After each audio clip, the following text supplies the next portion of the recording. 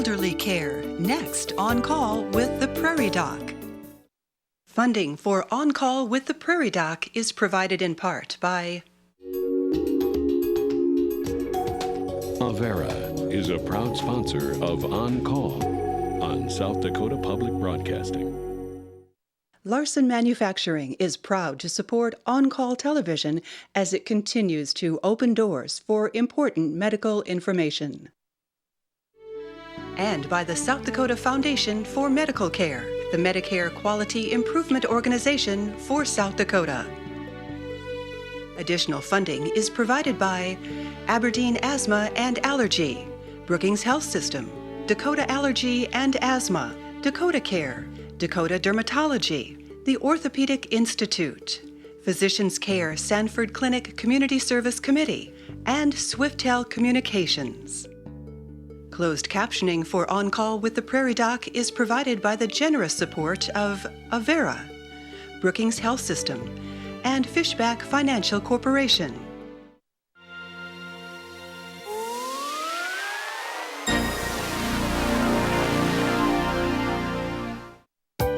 What can you do to stop the brain from aging?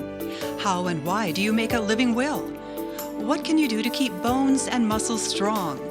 To stay alive is to face aging, but there are ways to do it safely, comfortably, and gracefully. Tonight, On Call with the Prairie Doc. Good evening and welcome to On Call with the Prairie Doc.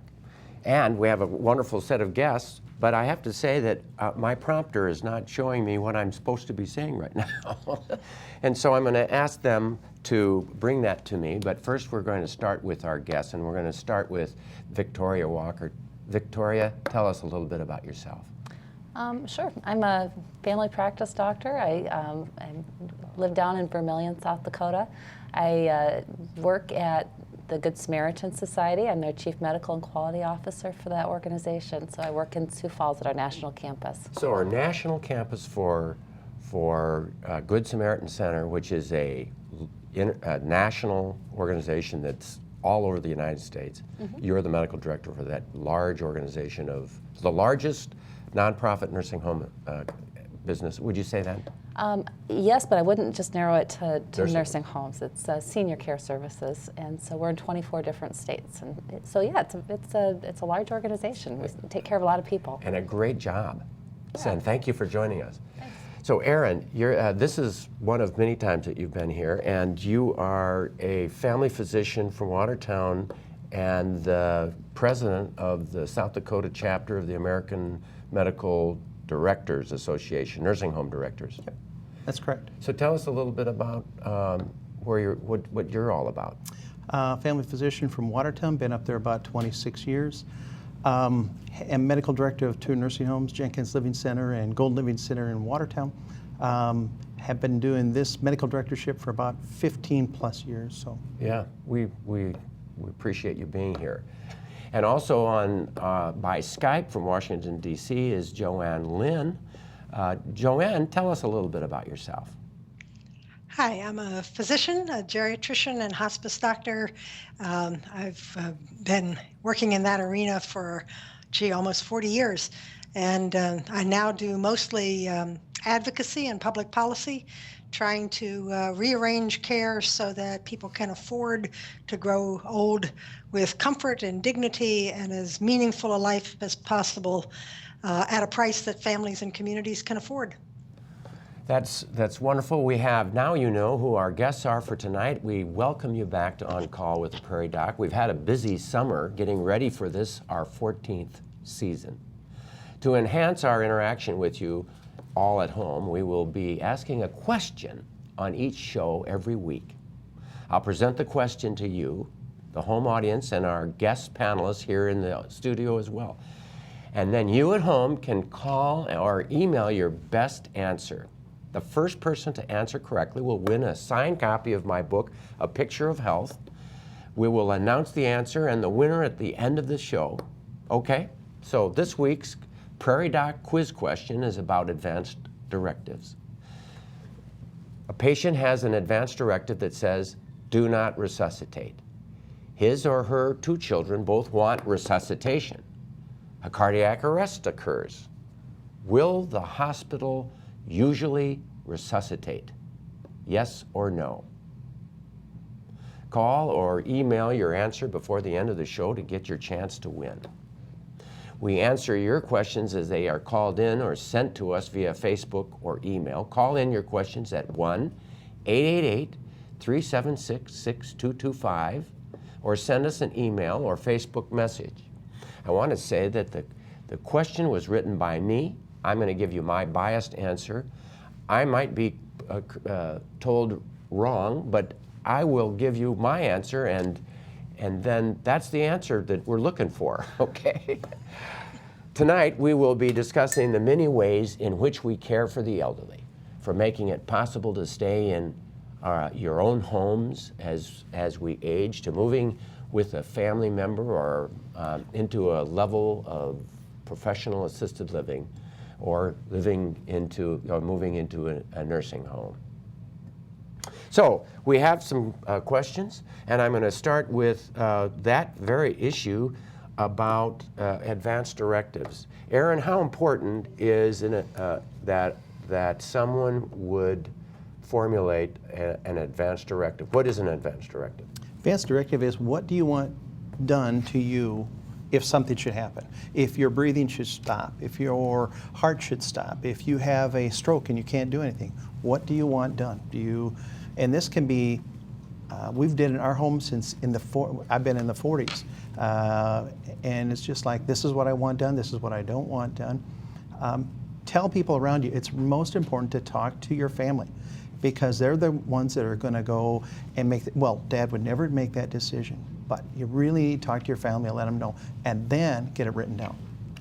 Right. Vicki, want to add anything to that?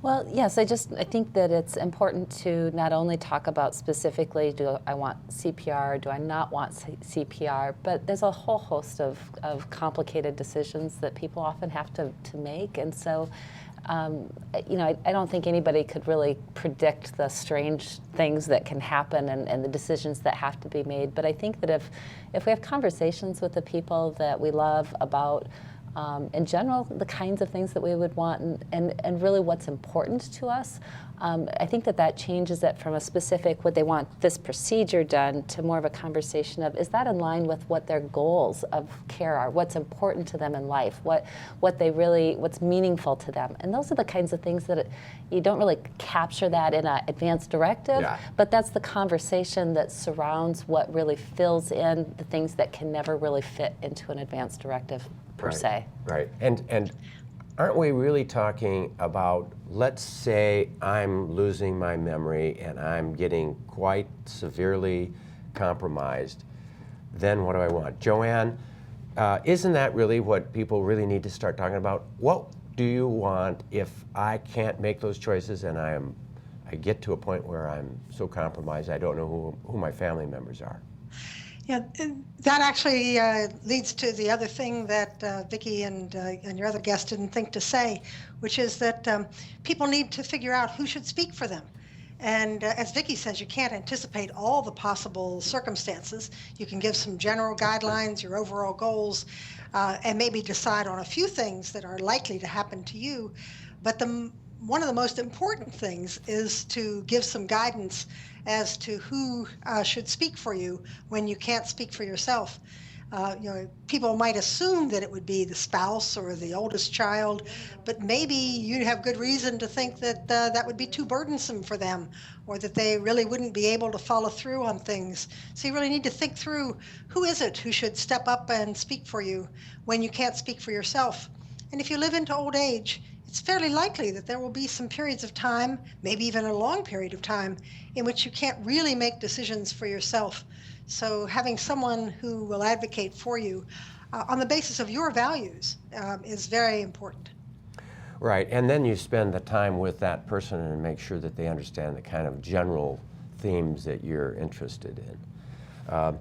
I've often said that you can make a legal document, but the real important thing a living will or an advance directive is is a communication tool. Would you all agree with that? I mean, that's what it is. It's a tool by which you communicate with your family. But people don't want to talk about dying. They don't want to talk about when the end might come. I'm afraid that that keeps us from having those important conversations. I've heard two comments. I've heard somebody say, what are your values? And that's so important. And then what are your goals? Vicki, you mentioned it. As a doc, you come in and say, you know, okay, maybe you have cancer, but what is your goal? Maybe your goal is to keep them going, help them fight off the cancer, and their goal is, I'm afraid of pain. That my goal is I don't want to feel any pain. So what is their goal? That's what you really got to find out. What is their goal? That's a very important issue. The number to call is 1-888-376-6225, or ask the question at prairiedoc.org. So we're looking for your questions. This is your show. We need your input. So give us a call. There it is. Okay, well, anything else that we should make sure is said? I've often said there are 3 questions. Of course, the living will in South Dakota is different than the laws in each state, but if you've talked to your family about the 3 questions, do I want CPR, yes or no, right now?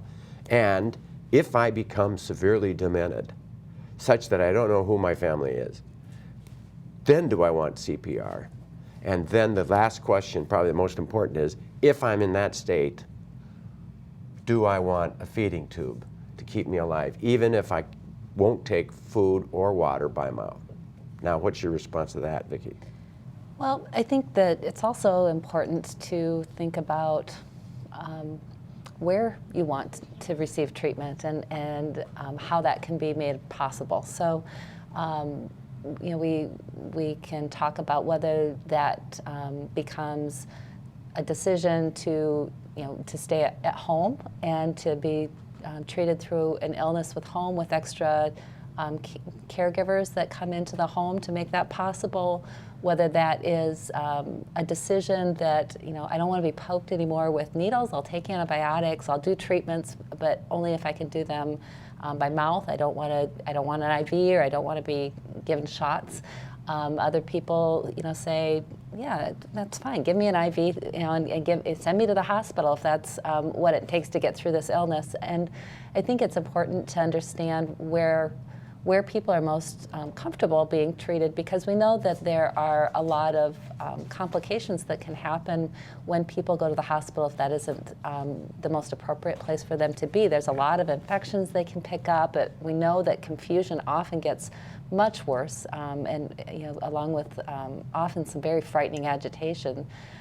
So it's not always best to go to the hospital, and it's kind of good to talk about that ahead of time, because if you haven't, then as a child, if somebody's got pneumonia, you kind of think, well, I guess we go to the hospital now, and you don't necessarily know that you've got other options, and so it's good to talk about the options. Yeah, and I think that one of the things is that the hospital for an elderly person who may be very, very frail and may want sort of care, but I don't want the whole 9 yards, because the whole 9 yards is going to happen at the hospital.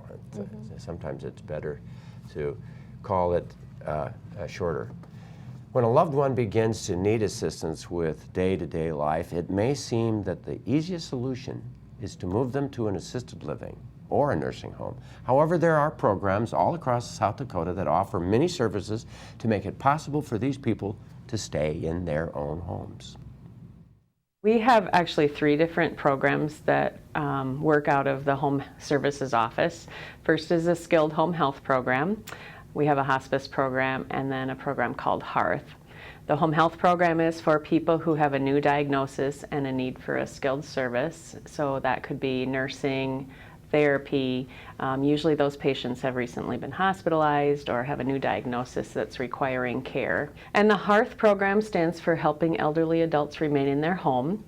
That's a maintenance program that basically takes care of day-to-day needs to allow people to stay in their own home and out of a facility as long as possible.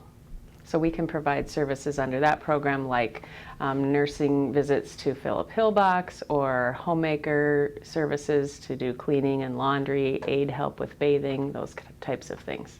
We can take a referral from a physician, or we can just have people call our office themselves and ask about the services. Some of the things like the skilled home health and the hospice, we need to speak with the physician about to get their okay to go ahead with the services, and then we can make those phone calls. The Hearth program, people can just call and request it, and we can get things started from there. So basically, if you have questions, I'd say call our office. It's always fine to talk to your doctor about the services as well. Just the day-to-day needs oftentimes require that they have some type of equipment set up in their home, and so we might suggest that they get grab bars for their shower. It could be a different type of walker. The staff that go into the homes have a lot of experience in providing care, and so they might be able to suggest something that would make it easier for the patient to get along at home. We also can have an occupational therapist go out and do a home safety evaluation, and then make recommendations from there on other equipment that would be helpful to them. We have some patients, especially under the Hearth program, that have been on for years. I personally have been doing this for over 20 years, and when I very first started in 1994, I started seeing a lady to fill a pill box for her, and I saw her every week for 14 years. And so then she ended up going to the nursing home at that point, but you know, that's a real story of longevity, I guess you'd say. I think a lot of people are reluctant to get started with services, but I would just encourage them to call us if they even have a small need, because even getting infrequent services in the home can keep them in their homes a lot longer than if they didn't have any help at all.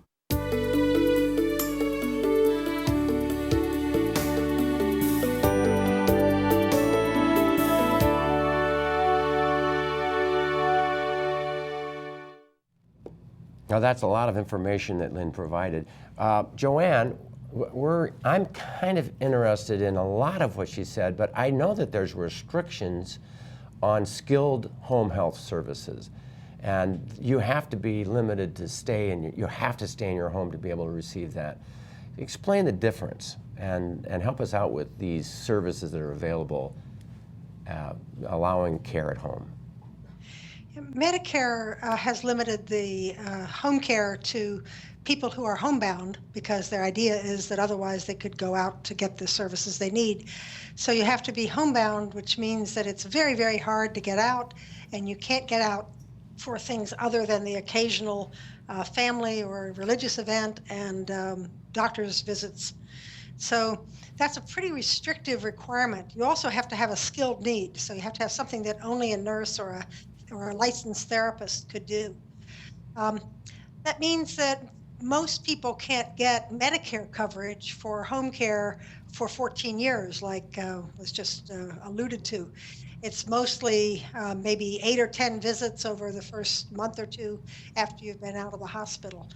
That means that the rest of home care is paid for privately or by Medicaid if you've spent down to having very little money available to you. And of course, most home care is actually provided by the family. So one of the things you want to do when you have professional home care come in is to teach the family caregivers what they should be doing. But the costs can be enormous. The costs of home care, if you need round-the-clock home care by an unskilled aide in Washington, D.C., it's about $15,000 a month. Nursing homes are just a little bit less, so you can see that you're running up big bills if you survive a long time with serious disability and old age.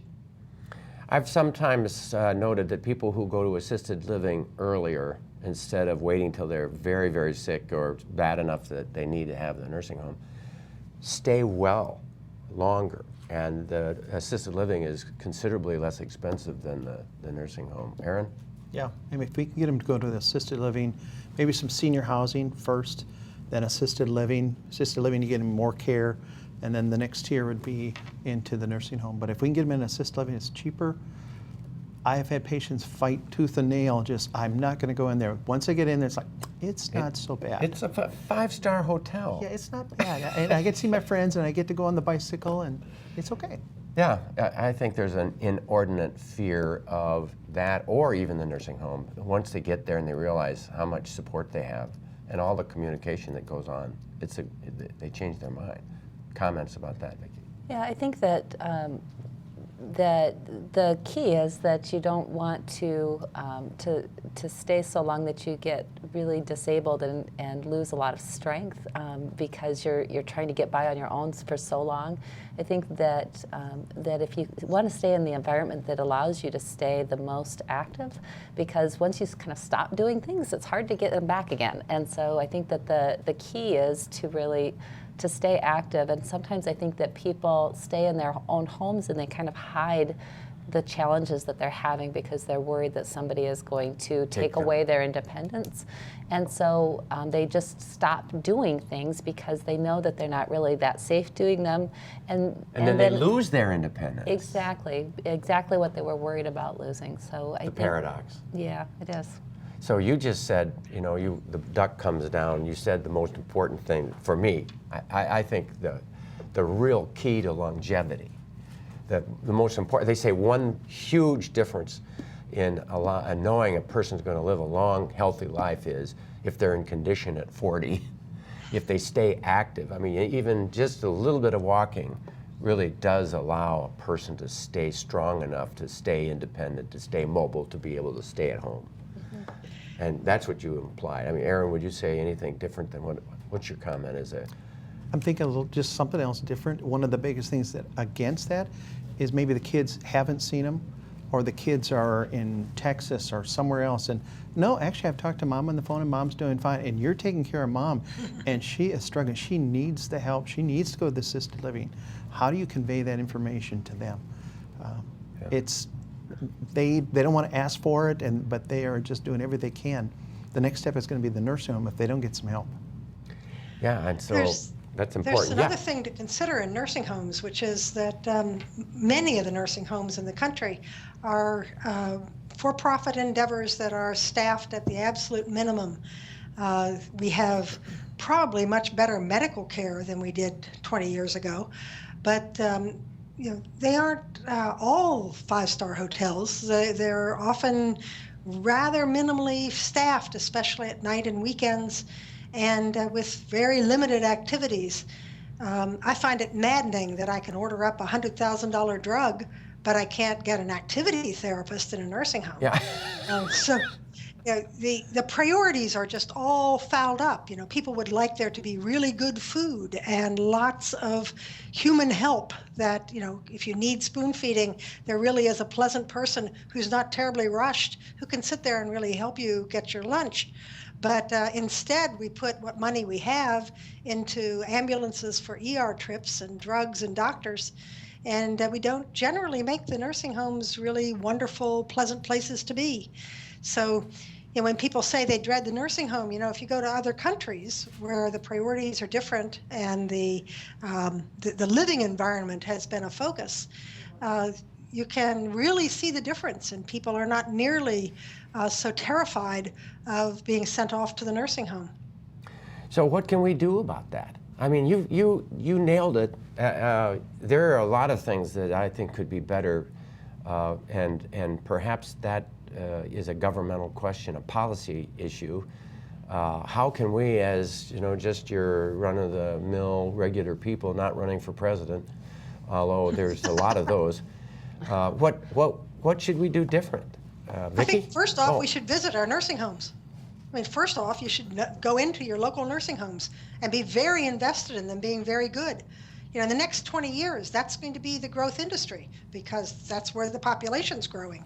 So we really need to go into the nursing homes and assisted living centers and senior housing and be able to say, I expect to see advertisements, classified advertisements saying, buy this house, it's a wonderful neighborhood, it has good schools and good nursing homes, good home care arrangements, neighbors help one another out. You're much more likely to be able to stay in your home longer and to be able to go into an institution that's right around the corner where your friends are able to visit. I mean, isn't that a so much better thing to say than that we just don't even talk about it? No one goes to visit unless your grandmother's there, and then only for 15 minutes, and very uncomfortably. Let's make it part of the neighborhood. Let's have kindergarteners go through. Let's have, children's choruses coming in and singing for the folks, and make it part of community life. Boy, it's beautifully said, and I have to say, in my community, now I don't know about Sioux Falls very well, and I don't know about Watertown as well, but in our community in Brookings, we have just those kinds. We have 2 nursing homes here, and I'm also the medical director of Arlington. It's a wonderful nursing home. Esseline has a fabulous nursing home. So we are fortunate in this area, I think, in this state, actually, to have much of what you're talking about. I get a newsletter from Esseline that it's a beautiful, fun thing. I open it up and I laugh. It's so well written, and the pictures and the fun that those people are having makes you want to go to the nursing home and be part of it. So I have to say that I agree with what you're saying, Joanne, but I would say in defense, we're doing that in our communities here in many ways. We're also being forced because in South Dakota they have a moratorium on new nursing homes. So you're not going to see more nursing homes being built. You're going to see assisted livings. I mean, assisted livings are going up all over the place because people are living longer. They're trying to get them into the assisted living. It's cheaper, and it's more of a environment that they can move around more in versus I'm just in the nursing home. So you're going to see more people going into those assisted livings. And the boomers are like the pig and the python, kind of moving slowly through the snake, and we're getting closer to the end Pig there. and the There's python. Pig and the python, yeah. Vicki, your response. Well, I think that one of the things that really impacts nursing home care quality, I think, is whether or not they have the funds to do all those things. Right. And so most people, if they live long enough, run out of money and can't keep paying for a nursing home. It's just most of us just don't have that kind of money saved up to live for more than a year in a nursing home as a private pay patient. So most people in our current system end up depending on public assistance through Medicaid. Medicaid kicks in. And Medicaid is a state-run program, and so it's very different from state to state what the reimbursement rates are like for nursing home care and for supportive home care services. And so that has a tremendous impact on the experience that people are going to have in those centers. And so you can, I'm afraid that in many areas it turns into a haves and a haves not. And the haves that have a private pay nursing home have, it is like a 5-star hotel. And then there's the have-nots that are getting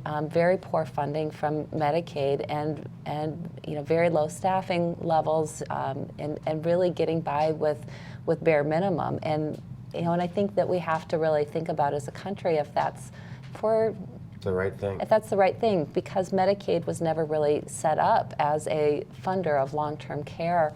That's not what it was really intended to do, and so that really limits what becomes available for other segments of the population too. But if you're talking about the money that South Dakota spends in Medicaid, it's for nursing home patients, it's a big chunk. So that's a struggle that this state has, and I don't have a good answer. More money would be great, but then everybody wants more money as far as from the state. We're going to swing into this right now. Many of us think we live a fast-paced life with things to do, places to go, promises to keep, and sometimes we may dream of not having to do anything. But the truth is, one of the keys to a long, healthy life after retirement is to stay active. Living alone is a big change after you've lived with somebody for 50, 60 years, like many people out here have. It's a big change. Like, I can get up in the night and roam around and I don't have anybody saying, well, what's wrong? What's wrong? And I can make as much noise, or I can turn the radio on as loud, and you're on your own. You don't have to accommodate your partner, which is good and which is bad. I always try to get out of my house at least once a day. So you just need to be around people. And the hardest thing for me was eating alone. And I guess I could go down to the activity center and eat, but there's a group of us that go out to breakfast on Saturday mornings. I like to go to concerts. My friend Harold and I go to the games up at SDSU always. We go for rides and eat out a lot and listen to the Twins. And I still garden as much as I can. I have a lot of flowers. On Monday, Wednesday, and Friday, I go to the activity center for exercise.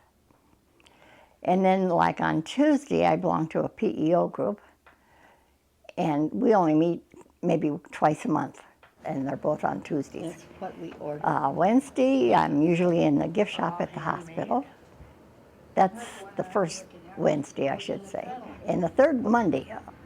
And then I'm in the surgical waiting room on the third Friday, and on the fifth Tuesday and Thursday. Keep active and, get around, be around people, because they're very good support. And I'm lucky, or fortunate, I should say, because my health has been so good. And that doesn't happen to everybody. It doesn't really help you to sit home and feel sorry for yourself. After all, nature provided that we would all end our life at some time or other. And this is just a normal flow of life. You should not stop helping other people, being interested in other people, being interested in the affairs of the nation and your city and where you live. And always keep interested in your surroundings.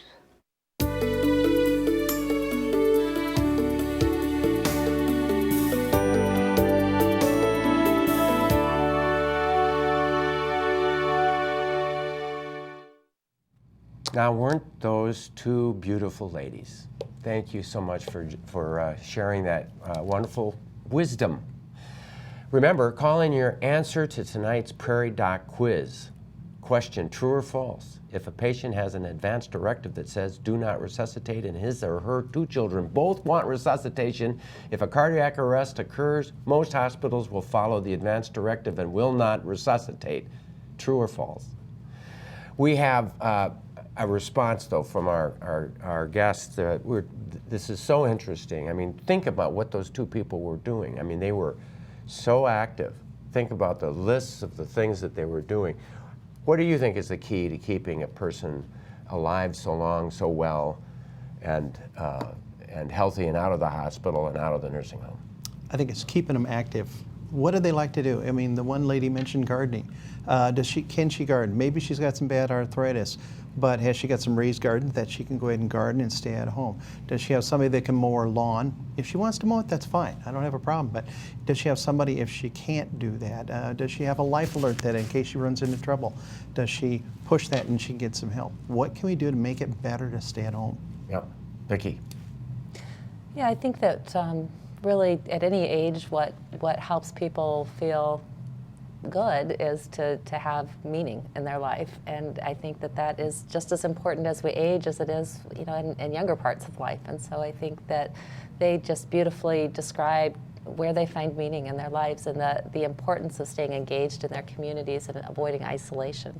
I think that's key. Right. I was listening to an NPR radio show the other day, and they were talking about blue zones. There's a man who they were interviewing who wrote a book about the places where they circle it in blue. These are areas where people live very long, very well. And one particular site was talking about eating vegetables and grains, and another blue site they talked about the amount of exercise that they do, and another site they talked about these ladies in Okinawa who get together every day, 5 of them, in groups of 5, get together every day. I don't know if they wear red hats, but they get together and they spend time with each other, they talk with each other. One day one doesn't appear for the tea so they go to their house to make sure they're okay. I mean, that communication every day, a circle of 5 ladies in Okinawa, and it promises longevity. And we've got some questions, but Joanne, I want to give you a chance to respond to that. Well, I'll be the cold water on the party. You know, no matter what you do, in the United States now, about half of us who live to 80 will have serious dementia. It may not be Alzheimer's, it may be with Parkinson's, it may be with strokes. And I think one of the really tough questions for the country as a whole is to really talk about what it is to live well when you're living with serious cognitive decline. Even if you live robustly and you were healthy at 40 and had a physique, you know, worthy of a gentleman's magazine, and you still are going to at 90 start failing. You know, there's still a decline somewhere. As the one lady said, you know, death is just part of life. But most of us now don't just fail to get up one morning. We are quite disabled for a few years. And I think we have to start building that into our plans and expect to be disabled for a few years and expect that somewhere in your family, you or somebody close to you, will be afflicted with cognitive issues and be unable to manage things for themselves. And you know, we haven't really had any public discussion of that. We don't even have stories to tell. You know, what happened to Ronald Reagan when he got dementia? You know, he rode off into the sunset and no one ever knew. So, you know, we need to be talking about what it is that makes life meaningful for the person and for the family when hit with that very difficult circumstance of cognitive decline, as well as the physical decline that you know, all of us will eventually face, with very few exceptions. Well, so we need some plans that go beyond, you know, resuscitation and artificial feeding. We need plans for, you know, how are we going to live and who's going to have to leave work and how are we going to afford it and things like that. You mean to tell me that life is not a bowl full of cherries? I mean, the fact is, but you have to redefine the bowl full of cherries as you go along. Yeah, there's pits in every cherry, isn't there? Well, we got to go to questions. We have some great questions, and but that's well said, Joanne. You're right on that mark.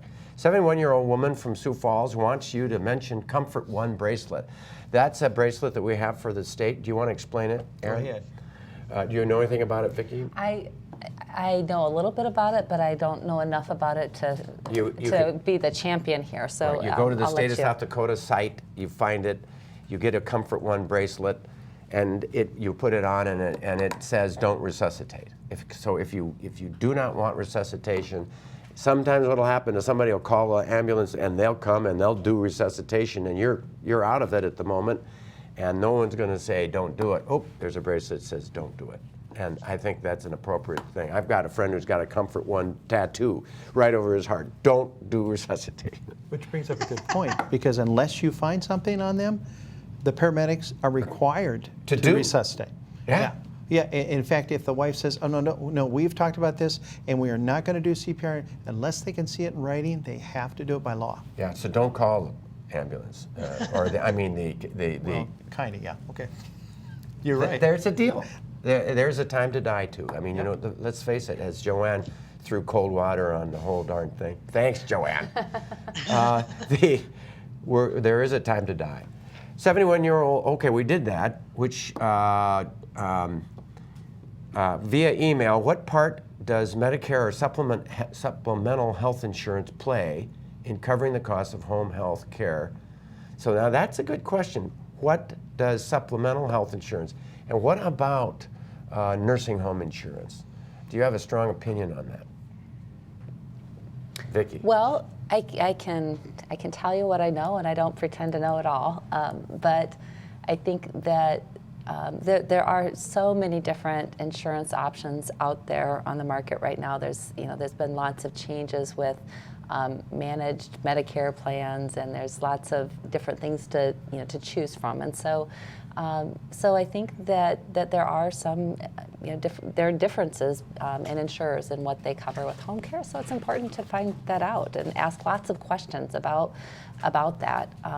And when it comes to long-term care insurance, I think we certainly need to think about a way to realistically fund long-term services and supports, whether that's in the nursing home or home care.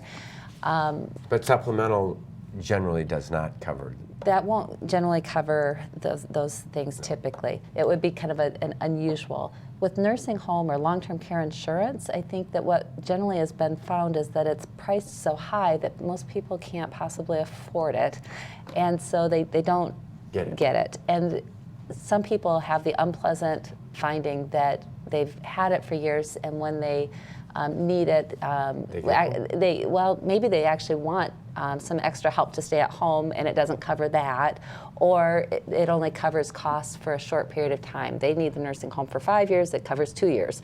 And so there's a lot of things that have to be worked out. That's exactly my experience. Yeah. Unfortunately, it's so expensive if it's any good, that it's like you spend your money here or you spend it there, and they're betting that you won't make it to the nursing home.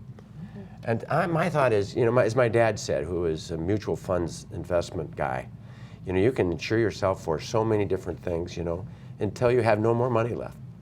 And we've got Medicaid that covers us when we run out. My mom lived 5 years in the nursing home and then ran out of money, and then Medicaid kicked in and covered for 3 or 4 more months. I mean, and so that's just the way it is. You used up your money, and if you're protecting your spouse, that's another story. Or if you're protecting your children's inheritance, that's another story. But I've been disappointed. So, any other comments? There's probably some better policy approaches. As we get into the pig and the cobra, the enormous rise in the number of people who will need these kinds of services over the next 20 years, we really have to be thinking in some new ways. And I think one of the better ideas is to have the public insure for the long needs. Your mother who needed 5 years of nursing home care. What if you had confidence that the government would kick in with a Social Security kind of insurance at 2 years or 3 years? Then there are lots of people who could save enough for 2 or 3 years if they didn't also have to insure for the long tail, the person who gets 15 years of nursing home care. So you could make long-term care insurance really quite affordable if the government kicked in at a certain point around 2 or 3 years. And then lots of people who had decent jobs through most of their life could actually set aside enough money to buy that long-term care insurance. You still would have people who've been poor all their lives, and they will be on Medicaid right off. But if you could get even half of the people with private insurance, it would be so much better for the economy and for their ability to choose what happens to them. Yeah. But you can't make it affordable if you also have to cover the person who has 20 years of nursing home care. I so much agree with you. I would love for you to run for president. Actually, I think, Joanne, you would be great. So, well, we're doing a lot of work trying to get these issues even into the public forum. Vicki should probably talk about that because she leads one of these projects where we're just trying to get people able to talk about it. Yeah. Let's hear that. Vicki, you want to tell them about it? Yeah. Sure, I'd love to. So, so the project that she's referring to is the Family Caregiver Platform Project, and this is a project that's really focused on shining a spotlight on family caregivers and talking about what policies would make it possible for family caregivers to be able to meet these needs more effectively, more safely, and for longer periods of time without burning out and burning through all of their own financial security. That would, instead of sending that person to the nursing home, pay the niece to take care of Aunt Sally. That would be one option. I think that there's a lot of different ways that you can support family caregivers, and so This project really is not prescriptive in saying this. This is the list of 5 things that every state should put into place and do. But it gives about 15 different examples of platforms that state parties could adopt and put into their language and spur conversations at the local levels, really at a grassroots level, to elevate this up so that people have the chance to tell their stories. So where would they go? What is the site? So it's Caregiver Corps, CORPS At .com, or no, .org. Sorry. .org. Okay, Oops. Caregiver Corps, CORPS at .org. Great, thank you. Yes. 96-year-old woman from Wessington, not Wessington Springs, Wessington, wanted to make a statement. I am 97 in October, and there's a service from South Dakota she loves. They come in on Tuesdays to clean and take care of the apartment for $18 a month, which allows her to live at home. Thank you for that call. We'll applaud that one. We will. Hey, by the way, someone called in the correct answer. My producer says, don't stop calling in the answer. We've got an answer. Someone's going to get a free book. 101-year-old woman from Sioux Falls called in. It's hard for me to get around, and my daughter takes care of me. When is it necessary for me to go to the doctor? When is it necessary for me to go into the doctor? That's a good question, Aaron. When do you have to go to the doctor? I mean, if you have medical problems, you got to go in. Diabetic maybe every 3 to 6 months, or high blood pressure, heart disease. But when do I know that I'm supposed to go in? Yeah. That can be tough because the geriatric population, quite often, as you know, they don't have a lot of the same symptoms everybody else. They might have a raging infection, and I just don't feel good. Yeah. What do you mean I don't know what it is? I just don't feel good. And you take the temp, and they got 102, 103 temperature, and they got septicemia. I've had them come in, and one lady said, I just don't feel good. And within 30 minutes, we were coding her, giving her 14 liters of fluid because and sometimes you don't know. So if something's not right, talk to the doctor's office. Talk to your niece. There's something not very good. I have a little slurred speech or thing. That. I tell them, you have the slurred speech, then go to the ER, please. So on the heels of that, I wanted to make a point that Vicki Walker turns, 29 today? Happy birthday to you, happy birthday to you, happy birthday to Vicki, happy birthday to you, and many more. 67-year-old male from Aberdeen, when it comes to knee replacement surgery, at what age do you think it causes more harm than good for the patient? That's a good question. Joanne, I can hear the answer on your lips. Well, it depends on how well the patient's doing. A person who has good heart and renal function and whose mind is sharp and who's really troubled that they can no longer play tennis at 93, terrific, go fix your knee. On the other hand, the person who has no reserve in every direction and is barely getting around and wouldn't walk on the leg anyway, why fix the knee? And they won't do well with the knee surgery either. Exactly. The muscles don't work. Knees are tough. They really require pretty aggressive rehabilitation. The surgery has become very much better than it used to be. Oh boy. So the surgery itself isn't the problem. The problem is the 6 weeks afterwards. So people need to be in pretty good shape to get their muscles realigned around the new knee. Yeah, you've got to have muscles that are working to attach. If there's no muscles there, there's nothing there. 67-year-old woman from Sioux City, Iowa, how can I determine what exercise is best for me at an older age? I want to stay active and healthy, but do not want to over-exercise and cause injury at this age. By the way, at 67, I'm going to be 67 in 3 or 4 months. I ran 12 miles yesterday.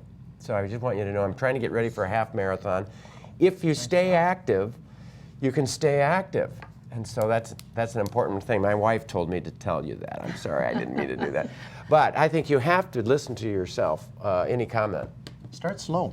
Go talk to your doctor. What can I do? What can I not do? They know you probably better than anybody as far as, oh, you know you have the arthritis. Why don't you get into the pool? The pool will be great for your arthritis. Or they can kind of give you a guidance where to start, but start slow. Right. And then keep with it. You know, don't just exercise 2 days out of the month. You know, it's important to go slow, build up, and then stay with it. Yeah, So that you don't stretch something that kind of got out of the habit over the week that you took off. Yeah. We've got 10 seconds. Vicki, final comment about exercise? Nope, I think that just consistency and going slow, not just kind of going in and gung-ho and overdoing it. And then you will get injured and you can't do it. Yep. Thanks for those words. We'll be right back after this. All around town, from stores to playgrounds, babies are on the move. And there are diseases that are on the move too. And some of these spread easily. To best protect him from 14 serious diseases by the time he turns 2 years old, vaccinate him according to the recommended schedule. So he can go on about his business and you can have peace of mind. For more reasons to vaccinate, talk to your child's doctor or go to cdc.gov/vaccines. I appreciate how the old prayer goes, bless the food before us, the family beside us, and the love between us. Our youngest son, Preston, recently had a break-in at his home. They took his computer with his pictures and all of the songs he created. They also got away with my old film-dependent camera, which was full of undeveloped pictures he had taken. He decried that it wasn't the loss of the computer or the camera, it was the loss of memories and ideas contained within. He was discouraged that he had dreamt that he caught them breaking into his house and ended up choking them and hitting them with a baseball bat. It brought back the memory of advice one of my patients gave me one day. If you want to destroy your enemy, make them hate. I know how self-destructive hate can be. In that sense, the thieves got my son twice, once for the robbery and once for the deep anger they instilled in his heart. Almost once a year, I watch a family self-destruct as children of a dying parent return from afar to criticize the choices that the local family had made, often demanding more aggressive care when the parent is nearing end and it's time to let go. I've seen lawyers at the bedside of a borderline competent patient working a change in the will, giving more land to one child than another, resulting in the blackest of disharmony between kids that had grown up together as family and who will never speak to each other again. I've seen widows and widowers remarry and find joy once again after the sad death of a spouse, only to have children selfishly scrambling for the spoils of the inheritance, leaving someone in the equation without their fair share. Truly, there is nothing more heartbreaking than to see such destructiveness among family members. But this does not always happen. In fact, more often than not, the deathbed of a parent brings great moments of joy. I remember one family in particular surrounded their dying mother with harmonious hymns in that hospital room as they had the family reunion that hadn't occurred in many years. Families most often come together around a dying parent or a sibling joyously, sharing family members while supporting and loving the one leaving. Preston found a way to let go of the loss and anger following the robbery and moved on to new equipment and better creativity.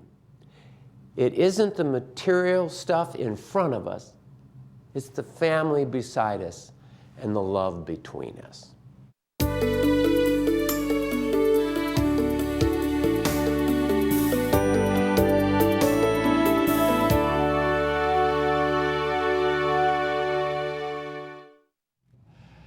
Well, this has been a great start to our new season. I sincerely thank our studio guests, Victoria Walker and Aaron Shives and Joanne Lynn, who joined us via Skype. Thank you all so much. I know you've all been on pins and needles waiting for the winner of tonight's Prairie Doc quiz question. That question was, yes or no, a patient has an advance directive that says don't resuscitate his or her 2 children both want resuscitation, a cardiac arrest occurs, will the hospital resuscitate? Aaron said, our hospital will not resuscitate. I said, well, sometimes the hospital will resuscitate because they're looking at those kids saying, do it. The answer is yes or no. We're going to give the book to Terry Bierstead, who correctly answered with a yes. The hospital should not resuscitate, most probably, but the other answer is no. Sometimes they bend to the wishes of the children. Thank you, Terry, for your answer. The book will be in the mail soon. As writer Mark Twain said about aging, age is the issue of mind over matter. If you don't mind, it doesn't matter. From all of us here at On Call with the Prairie Doc, until next time, stay healthy out there, people.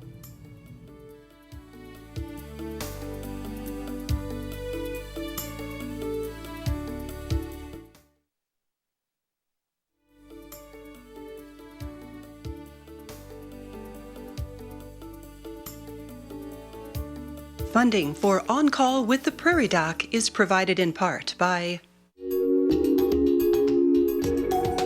Avera is a proud sponsor of On Call on South Dakota Public Broadcasting.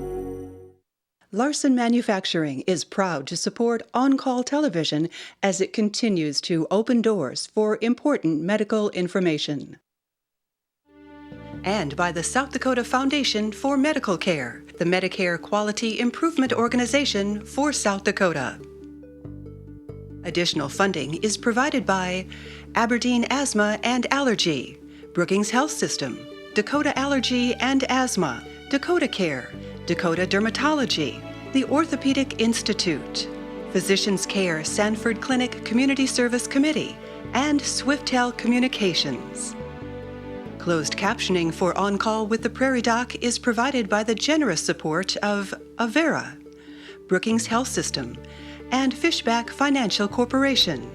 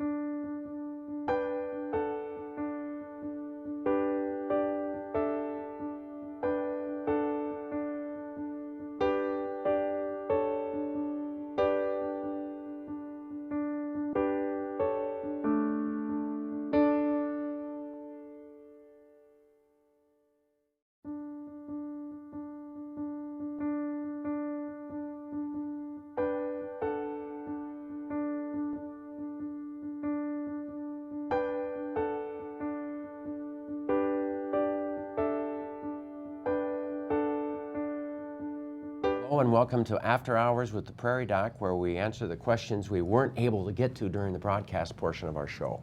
All of your questions are important to us. We want to answer as many as we can for you. First question was from Pierre. At what age do you recommend to discontinue routine procedures like colonoscopies? Aaron? Just had this one this past week. She was 85 years of age. I don't really want it done. Looked it up in UpToDate, and they said 75 to 85. If the life expectancy is less than 10 years, go ahead and stop at that point. Don't do it. However, you had a good point. I have a history of a colon polyp, and I'm 80 years of age. Shouldn't I be following up on that? You know, if they're young, go for it. Right. If they're 85 and very old 85, and they have a polyp, and you don't know how long, you might just forget about it.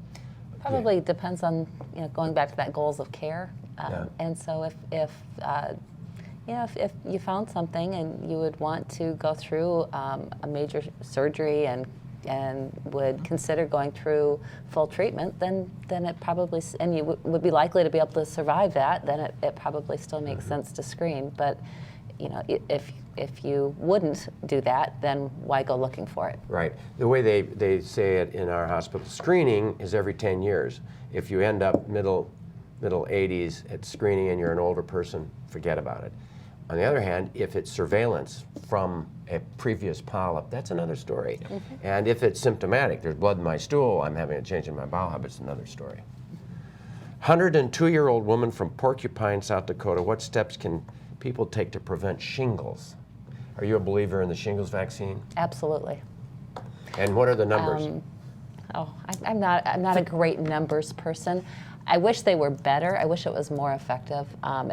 But I would say that it's the best option we have. Yeah. And so if that's the best option you have, I think you take the best option you have. Right. Aaron?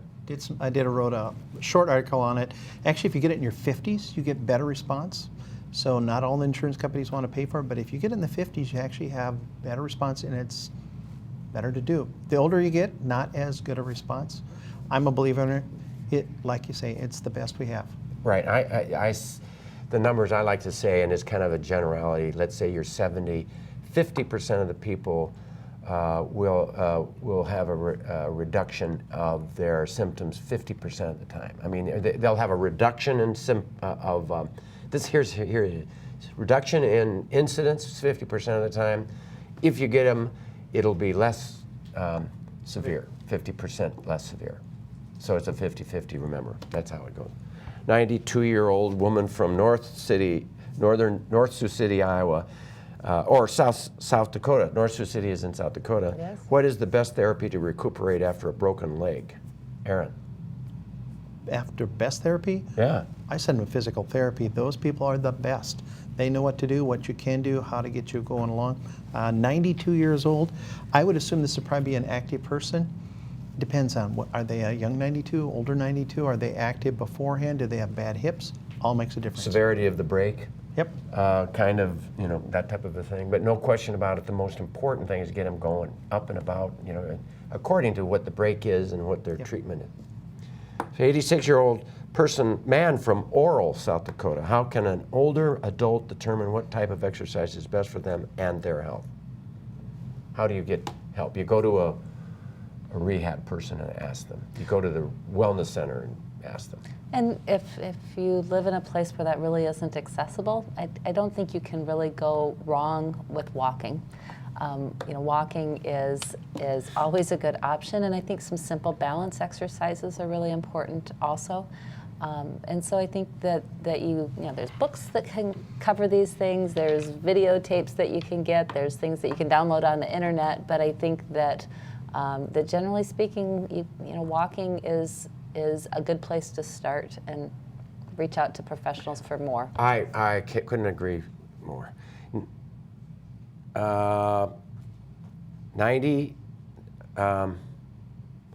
88-year-old, how can a nursing home turn away a needy individual just because they had a past prison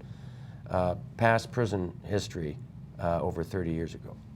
We're seeing more of that nowadays because, and you've been dealing with it, or you had a lot of dealing with it down in Yankton, I know. You're going to see more and more people coming out. They're going to be going to nursing homes. It's like, what do we do with these people? They're still going to need the care. Very complex question. It is a complex question, and I think that part of it has to do if somebody's on the sexual predator list, then that's another story, isn't that it? Can create all sorts of problems with finding the nursing home care that's needed. And yeah, I think that nursing homes have an obligation to make sure that they're providing a safe environment for the people that are living there, and so then it becomes a matter of weighing the risks and balances when somebody has a history of being in prison. Now, there certainly are lots of people that do their prison time and they go on to lead very, very productive lives, and I think that it is unfair in those cases to hold that against them. But it does become a challenge. Particularly the sexual predator story. I have an older disabled person who has a hard time with that particular issue, needs a nursing home, and they're reluctant. And he's no threat to anyone. And I can't get that past them. 64-year-old woman from Scotland, what is the average cost of nursing home care in the state of South Dakota, either monthly or yearly? You know what, that's a great question. I wish I knew that off the top of my head, but I don't actually know what it is in South It'll Dakota. vary quite a bit. I mean, Depending upon what they need. depends upon your needs. You need tons of medication stuff. I'm guesstimating 6,000 to 8,000, just pure guesstimate. I would guess But- in that range as well. Per month. Right, and I'm thinking that that's just about right. And that's a huge amount of money. And if you run out, or if you've used up, and your spouse is at home, used up half of the family's funds, then Medicaid kicks in.